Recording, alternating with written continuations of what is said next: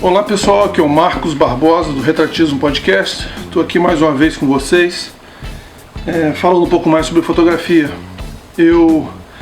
A gente está implementando o nosso canal de YouTube, então algumas coisas que eu vou estar mostrando aqui vai ser possível que vocês acompanhem se vocês acessarem o nosso canal de YouTube, que vai ser exatamente o mesmo vídeo.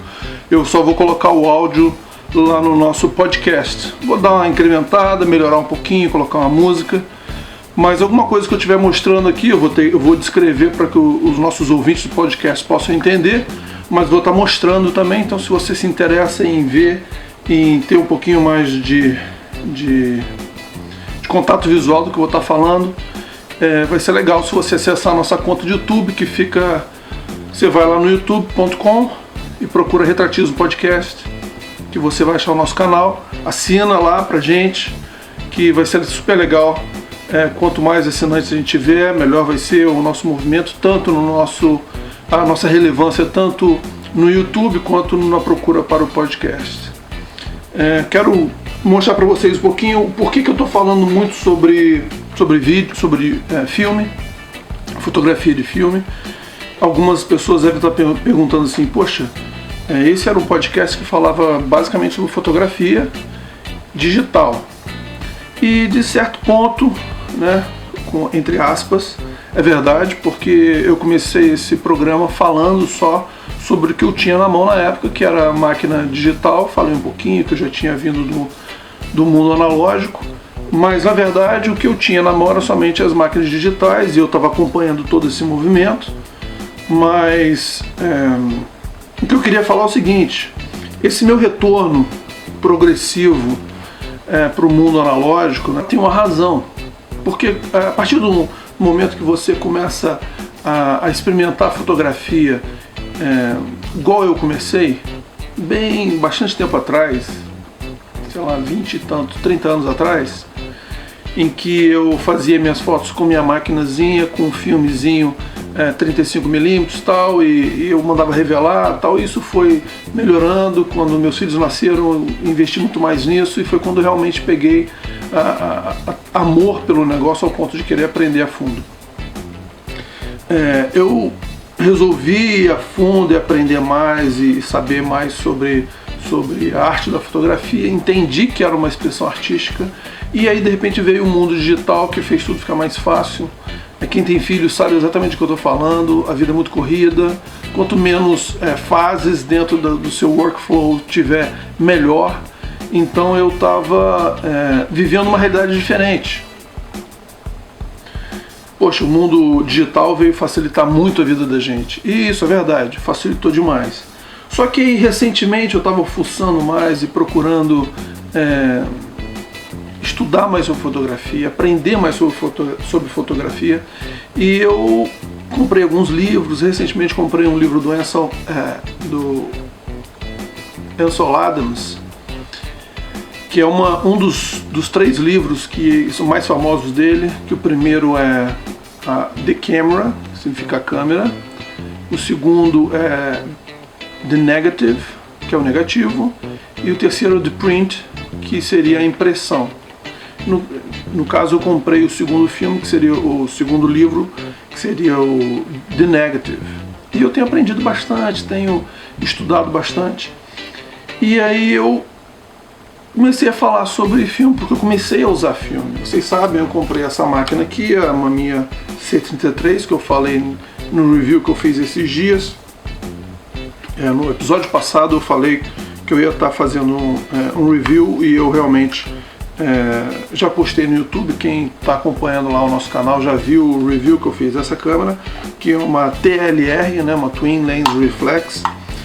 E como você pode imaginar, ela usa um filme de 120, eu até inclusive abri o back para vocês a última vez, e é um negativo desse tamanho, um filme largo, e ele me oferece, nessa orientação quadrada que essa máquina me oferece, eu consigo fazer 12 fotos num filme de 120. Aí você pensa assim, poxa, 12 fotos? Isso aí em 1 minuto você acaba com as 12 fotos. Mas aí que a gente se engana. Porque as 12 fotos como eu só tenho 12 fotos por filme e eu sei o quanto me dá o trabalho de revelar e de depois escanear os negativos e depois puxar para o computador para depois trabalhar, para depois pensar em imprimir, você começa a pensar na fotografia de uma maneira mais gourmet, né? Não é o que a gente poderia dizer como um fast food. Você não pensa em fazer muita quantidade, muitas opções, usar uma expressão que a gente usa aqui nos Estados Unidos, você não tenta spray and pray. Spray and pray, como se você estivesse pulverizando fotos e rezando para que alguma foto saísse. Você começa a analisar e fala assim, cara, eu tenho 12 exposições, eu tenho que maximizar o meu resultado. Dessas 12 exposições eu tenho que tirar uma foto decente. Então eu tenho que pensar bem e trabalhar bem nessas fotos. O que acontece é o seguinte, quando eu voltei para a fotografia analógica, eu não voltei no médio formato, 6x6, né, que é 6 centímetros por 6 centímetros. Eu voltei no 4x5, que é essa maquininha, essa belezinha aqui, que na verdade não era essa. Eu comecei no Agroflex, depois passei para uma Linhof e passei para essa aqui depois, que é uma máquina que me dá um negativo desse tamanho aqui, que eu vou abrir para vocês terem uma ideia, que é um negativo de 4 por 5 polegadas. Só que é uma foto por vez. É uma foto por vez. O negativo, ele tá com a máscara porque eu tô com um back de 6x9, isso é outra história. Mas na verdade o negativo ele abrange toda essa área aqui, ó. Toda essa área aqui é um negativo. Eu tô até com alguns aqui para mostrar para vocês.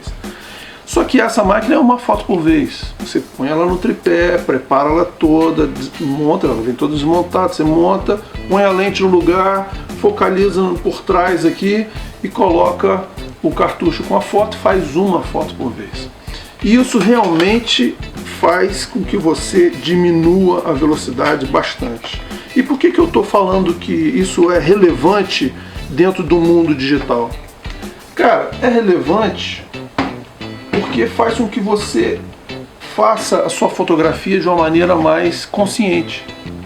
Você não está só jogando para o ar e vendo o que cai de decente e você cata dali. Você está analisando, você está fazendo a foto na sua mente primeiro, você está buscando a composição. Por exemplo, eu tenho feito bastante landscaping e foto artística no ponto de fazer o landscape urbano.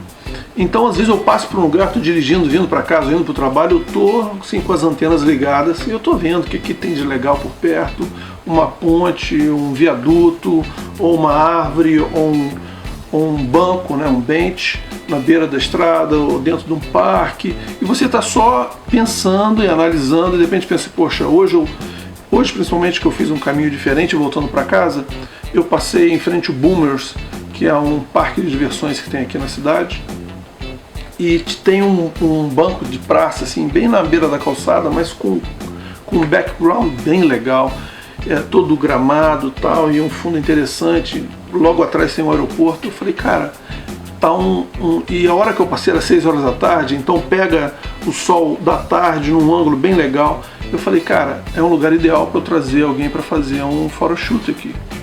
Imagina, na beira da rua, num lugar público, mas não é nem um parque, é um banco de praça que tem na beira da rua. E aí eu fiquei visualizando a foto na minha mente. Ansel Adams, ele falava isso, que primeiro ele conhecia bem a região onde ele fotografava e ele visualizava aquilo que ele queria e ele ia atrás. O processo que ele usava era extremamente mais complicado que o nosso, que ele era realmente totalmente analógico. E ele fazia muito das suas próprias fórmulas, era um químico propriamente dito. Mas eu tenho aprendido um pouco sobre isso. E eu queria falar para vocês também, porque é o seguinte, você fala, poxa, mas que doideira, né? Você está gastando dinheiro com filme.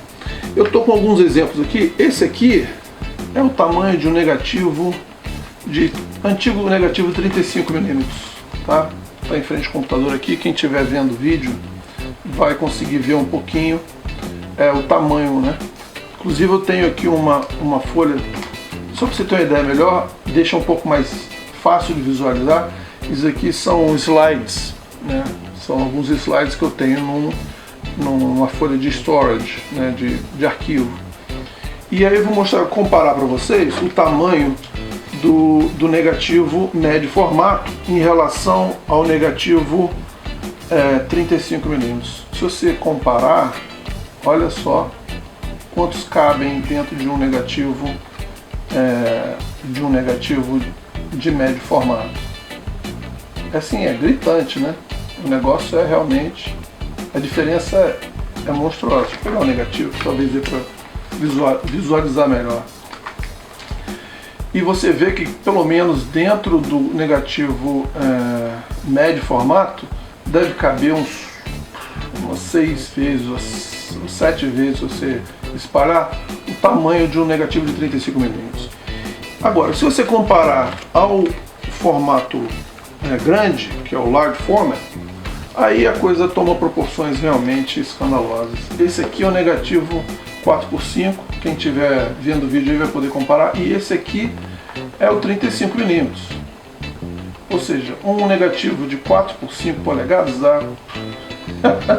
dá quase que um filme inteiro de 12 exposições de 35mm. Um negativo de 4x5. Então essa proporção aqui, ela me levou a valorizar um pouco mais o filme e reavaliar minha postura com relação ao filme. E foi convincente, foi suficientemente convincente em me trazer de volta para o filme. Porque se no último episódio eu estava falando com vocês que o digital conseguiu superar a qualidade do negativo de 35mm, está muito longe ainda de conseguir superar a qualidade de um negativo de 4x5 ou até mesmo de um negativo de médio formato. Deixa eu comparar aqui de novo para vocês. De um negativo de médio formato. Está muito longe. Deixa eu colocar aqui. Eu só queria falar isso um pouquinho hoje, mostrar para vocês a relação. Quem estiver apenas ouvindo o áudio via podcast, pode dar uma conferida lá na nossa conta do YouTube, que você vai ver a relação, mas não precisa nem se preocupar se você não tiver tempo ou não tiver condições de entrar no computador para ver o vídeo. Já dá para ter uma ideia. A quantidade de vezes que um filme em médio formato é maior do que um 35mm e um 4x5 é maior ainda, algumas vezes, do que um 35mm. E a máquina digital não chegou nesse tamanho ainda. E não é só isso, só o workflow que você precisa ter. Se isso tudo que fosse digital, a potência, a memória que você precisa ter no teu computador é simplesmente ridícula. No meu computador, no meu laptop, eu tenho um Solid State Drive, um SSD de 750 GB, que não é pequeno para Solid State. E ele é rápido, bem rápido. Antes, quando eu tinha um de 1 GB e ele era hard drive normal, cara, era sofrível rodar o Lightroom com uma foto dessa de 4,5, né, 4x5 escaneada.